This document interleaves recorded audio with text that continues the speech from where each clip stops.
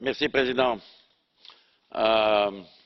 Monsieur le Ministre, Monsieur le Commissaire, nous convenons tous que l'échange d'informations est essentiel.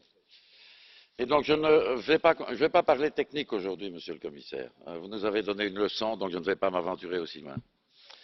Je ne conteste pas les progrès qui ont été enregistrés ces dernières années dans l'échange d'informations. Mais, Présidence du Conseil, c'est bien la moindre des choses après les événements que nous avons connus. Et l'augmentation qui est constatée montre bien à quel point c'était insuffisant antérieurement. Donc la nécessité reste la même et les quelques progrès ne sont pas suffisants. Je prends bonne note par ailleurs de ce qu'a dit le commissaire en ce qui concerne, et je m'en réjouis, la création du groupe de haut niveau sur l'interopérabilité.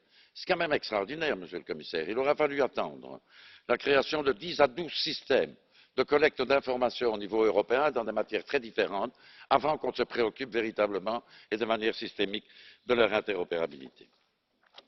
Ce n'est pas une critique, vous n'en êtes pas responsable. Par ailleurs, je veux saluer, je l'appuie fortement, la proposition de la Commission qui vise à rendre obligatoire le signalement des personnes suspectées de terrorisme dans le système d'information Schengen. Mais ce n'est pas suffisant, tout le monde en convient. Cette obligation ne concerne qu'une seule banque de données, le SIS, et une seule catégorie de personnes suspectées, les terroristes. Est-ce que je me trompe, Monsieur le Commissaire? Et d'autre part, la base à partir de laquelle fonctionnent toujours les services répressifs en matière d'information, c'est pré-Lisbonne. On est toujours dans pré-Lisbonne. Or, la période transitoire pour les actions dans le domaine de l'échange d'informations, telle qu'énoncée dans le protocole 36 des traités de l'Union européenne, a expiré le 1er décembre 2014, Monsieur le Commissaire.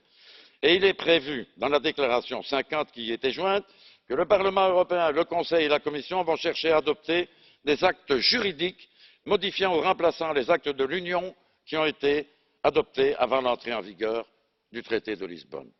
Alors, Monsieur le Commissaire, c'est pour quand cette proposition?